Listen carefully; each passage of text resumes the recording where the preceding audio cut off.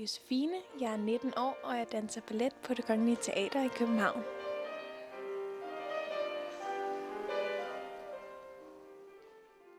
Jeg kommer ind klokken 9 om morgenen, og så tjekker jeg skærmene. Der står, hvilken sal man skal træne i, og hvem der underviser. Og så står der jo dagens prøver. For eksempel i dag har jeg Tornerose hele dagen, og så også en aftenprøve på Tornerose. Normalt er det sådan, at man træner til 1 forestilling om dagen, og så laver man 1 eller 2 måske om aftenen. Og så er der i gennemsnit 3-4 forestillinger, tror jeg, om ugen. Jeg har altid været meget heldig med at få nogle gode roller og udfordringer. Men selvfølgelig kan man godt mærke nogle gange, at man kan da godt mærke, at folk bliver lidt misundelige, og altså, man kan også godt selv tænke sådan, ej, hvorfor fik jeg ikke den rolle? Hvorfor fik jeg ikke lov til at lave det? Men samtidig er man også rigtig glad på deres vegne, ens venners vegne.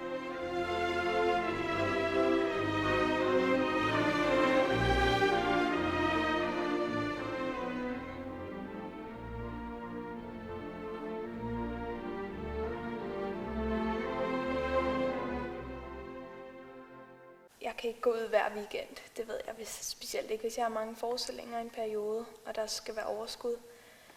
Hvis du er skadet, er det heller ikke så godt, hvis du drikker, fordi det tager noget af helingsprocessen for musklerne, hvis du drikker.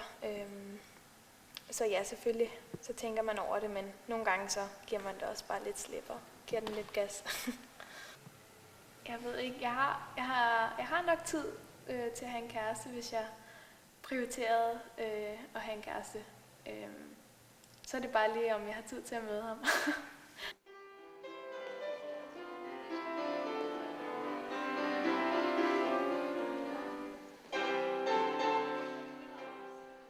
I sommerferien der blev jeg opereret.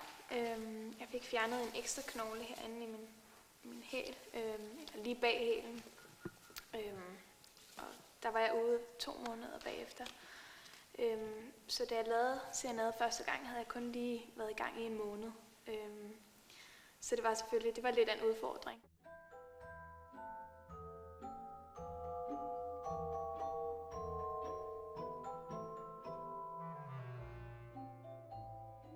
Ja, så kom jeg tilbage og nåede at lave den, så nåede jeg målet. I serenade der danser jeg Dark Angel. Der er 3 fremtrædende kvinder i forestillingen, og det er så en af dem, jeg skal danse. Og der er ikke nogen handling, men man kan sådan selv gætte sig lidt til en handling, eller selv lave en. Og det handler meget om kvinder, og det er meget feminint, og i slutningen har vi sådan løst hår, og man føler sig rigtig, rigtig piget og rigtig balletagtig, når man laver den. Og det er en fantastisk smuk musik at danse til. Det er nok det bedste ved det faktisk, det er musikken. Så det er en rolle, jeg virkelig nyder.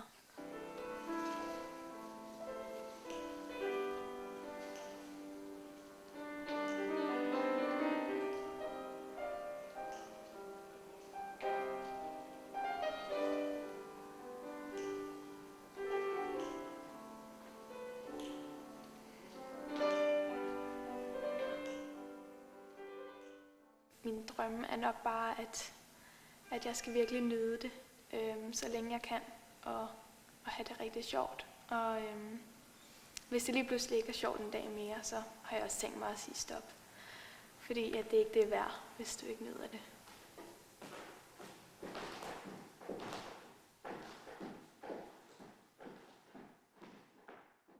Altså indtil du er 25, der er du på 1-årskontrakter. Så det vil sige, at hver år har du faktisk der har du en chance for, at balletmesteren kan sige, at jeg har ikke lyst til at forny din kontrakt, og så står du uden job. Så det er da selvfølgelig, det er da en skræmmende tanke, at du lige pludselig bare sådan der kan miste dit job. Altså selvfølgelig er der dage, hvor man tænker, virkelig, skal jeg ind og træne nu? Og til forestillingsscener og prøver hele dagen, og skal jeg virkelig klemme mine tæer ned i de der sko og stå med ømme tæer resten af dagen, men det er jo sådan, det sure med det søde. Jeg har faktisk fået at vide, både at jeg var lidt for tynd, da jeg var i skolen, og så også, at jeg var lidt for slap, eller at jeg skulle tones mere. Det var sådan mere, da jeg kom i puberteten.